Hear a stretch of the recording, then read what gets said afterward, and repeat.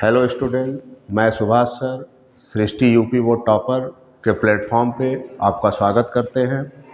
आज हम लोग मोलरता से संबंधित कुछ महत्वपूर्ण प्रश्न पर चर्चा करेंगे जो यूपी बोर्ड में मोलरता से संबंधित पूछे जाते हैं। ठीक है, तो चलिए आइए हम लोग क्वेश्चन को सॉल्व करते हैं, देखते हैं।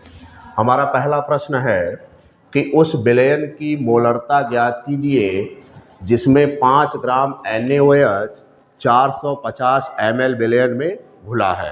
तो देखिए, मोलरता के क्वेश्चन को सॉल्व करने से पहले आप मोलरता का फार्मूला लिखें। फार्मूले से पता चलेगा कि आपको करना क्या है। तो पहले हम इसके फार्मूले पे बात करेंगे। मोलरता बराबर होता है, मोलरता बराबर विलेय का भार, विलेय का भार बटे विलेय का अणुभार और बटे विलयन का आयतन लीटर में।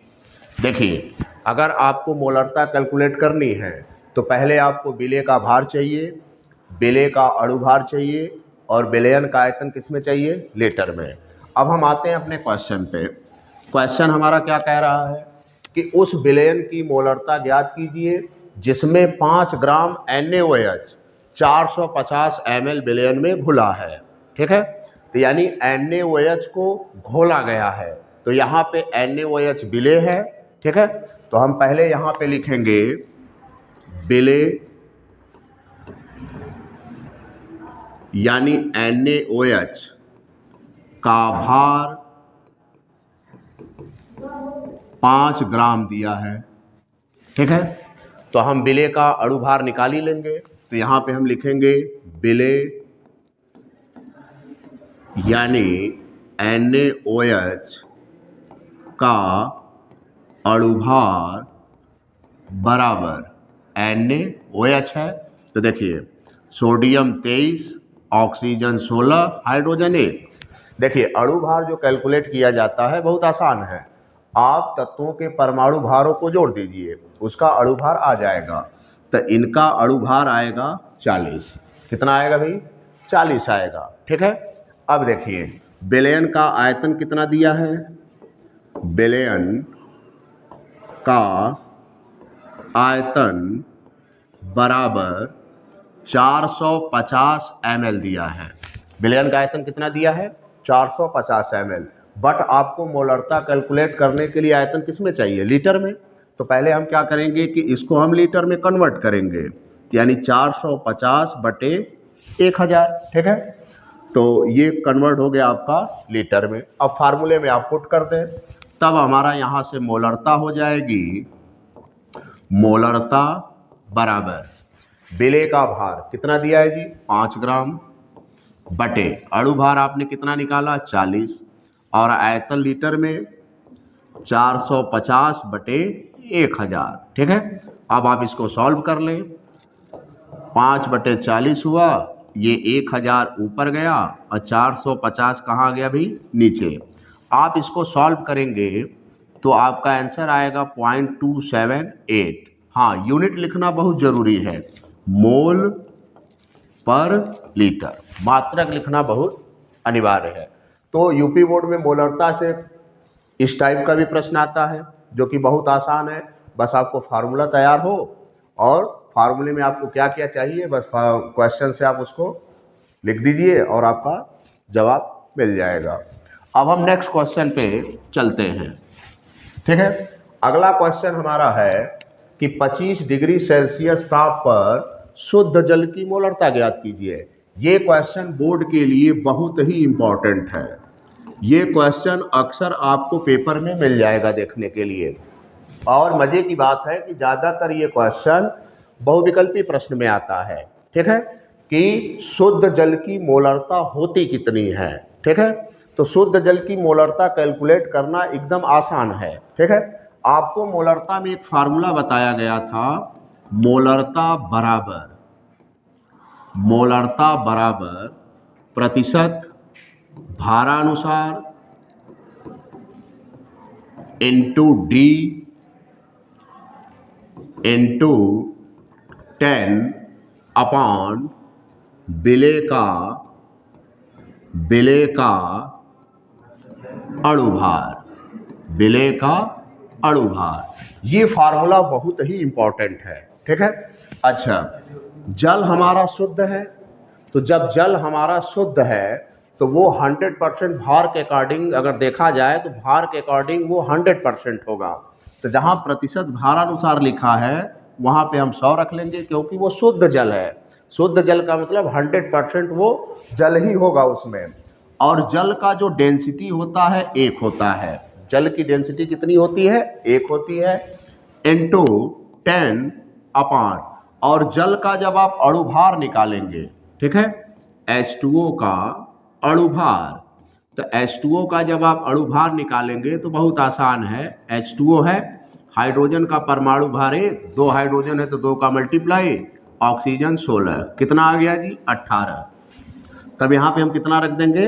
18, ठीक है। तो ये हो जाएगा आपका 1000 बटे 18।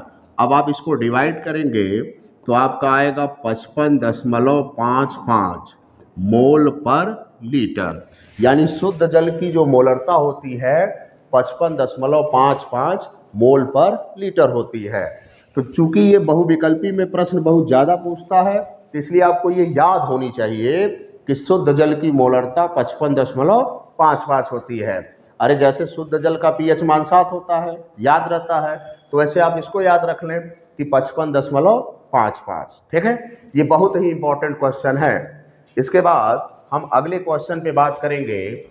अगला क्वेश्चन देखिए, एक इस टाइप का क्वेश्चन मोलरता में पूछा जाता है। क्या है क्वेश्चन? 0.2 मोलर H2SO4 विलयन की नॉर्मलता और सांद्रता ग्राम पर लीटर में ज्ञात कीजिए, ठीक है। तो इस क्वेश्चन में अगर हम देखें, अगर इसको हम सॉल्व करें तो इसमें पहले आपको H2SO4 यानी जो सल्फ्यूरिक अम्ल का विलयन है, जो आपका सल्फ्यूरिक अम्ल का विलयन है, इसकी मोलरता आपको दे दिया है। तो हम यहाँ पे लिखेंगे H2SO4 विलयन की, H2SO4 विलयन की मोलरता, H2SO4 विलयन की मोलरता बराबर 0.2 मोल पर लीटर है। और आपसे जानना ये चाहता है कि H2SO4 विलयन की नॉर्मलता क्या होगी? विलयन की नॉर्मलता हमें निकालना है, ठीक है। तो देखिए कैसे आप निकालेंगे। एक फार्मूला आप पढ़े हैं, संबंध की नॉर्मलता बटे मोलरता, नॉर्मलता बटे मोलरता बराबर अणुभार बटे तुल्यांकी भार, ठीक है। तो नॉर्मलता बटे मोलरता बराबर अणुभार बटे तुल्यांकी भार। तो मैंने उसी टाइम आपको बताया था कि सवाल में नॉर्मलता दे तो मोलरता कैलकुलेट हो जाएगी, मोलरता दे तो नॉर्मलता कैलकुलेट हो जाएगी। कैसे हो जाएगी? देखिए, आपको क्या निकालना है? नॉर्मलता। तो नॉर्मलता को हम कैपिटल N से दिखाते हैं, ठीक है। मोलरता आपको क्वेश्चन में गिवन है 0.2 दिया है। अणुभार, अणुभार आप H2SO4 का निकाल लें, सल्फ्यूरिक अम्ल का। तो जब H2SO4 का आप अणुभार निकालेंगे, H2SO4 का अणुभार बराबर आपका हो जाएगा H2SO4। तो निकालते भाई 1 गुणे 2, सल्फर का 32, ऑक्सीजन 16 गुणे 4, तो टोटल 98 आएगा। और जब हम इसका तुल्यांकी भार निकालेंगे, तो आप तुल्यांकी भार के बारे में पढ़े होंगे। तुल्यांकी भार जो होगा इनका 98/2 आएगा 49। कैसे ये आया, ये आपको 11th में पढ़ाया जाता है, ठीक है। तो बस वैल्यू पुट कर दीजिए। अणुभार कितना है जी? 98, तुल्यांकी भार 49, कैंसिल हुआ ये कितनी बार में? 2 बार में। तो नॉर्मलता बराबर 0.2 इंटू 2, तो नॉर्मलता 0.4, इसका मात्रक होता है ग्राम तुल्यांक प्रति लीटर। ये तो नॉर्मलता आ गई, लेकिन हमें कैलकुलेट क्या करना था, सांद्रता भी कैलकुलेट करना था। तो देखिए सांद्रता बराबर फार्मूला होता है, सांद्रता को हम S से दिखाते हैं, नॉर्मलता गुणे तुल्यांकी भार, ठीक है। और सांद्रता हमेशा ग्राम पर लीटर में होती है। नॉर्मलता अभी आप कैलकुलेट किए 0.4, ठीक है। और तुल्यांकी भार आपने देखा ही 49 है इसका, ठीक है। मल्टीप्लाई कर दीजिए, तो जब आप मल्टीप्लाई करेंगे 6 हो गया भाई, फिर आपका हो जाएगा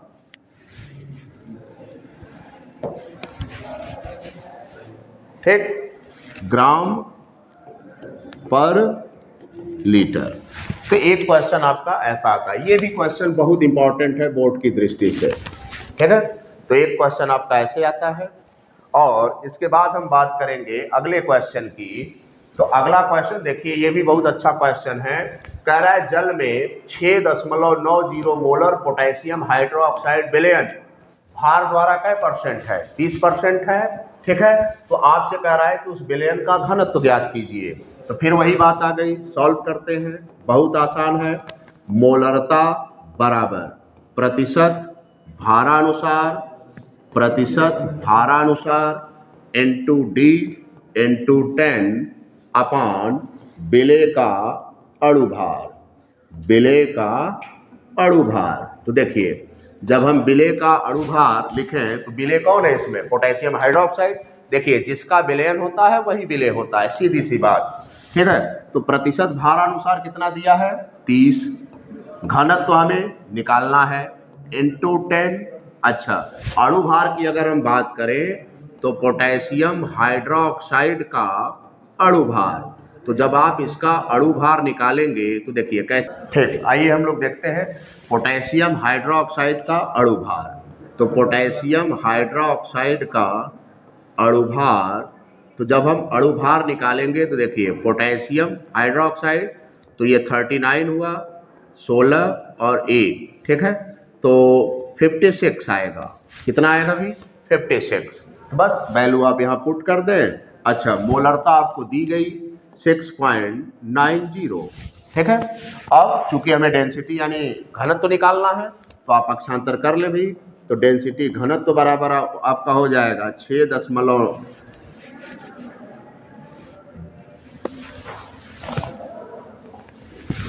आपका यहाँ हो जाएगा 6.90, ठीक है। फिर हो गया आपका 56 और डिवाइड में हो जाएगा 300, ठीक है। जब आप इसको सॉल्व करेंगे तो 1.28 ग्राम पर ml आपका आंसर होगा और डेंसिटी आ जाएगी। तो अगर मोलरता से आपको क्वेश्चन सॉल्व करना है, ठीक है, तो इसी टाइप के बोर्ड में क्वेश्चन पूछे जाते हैं, बहुत आसान पूछे जाते हैं, नॉर्मल। बस आपका फार्मूले पे पकड़ होना चाहिए, ठीक है। बाकी की चीज़ें हम नेक्स्ट वीडियो में देखेंगे। धन्यवाद।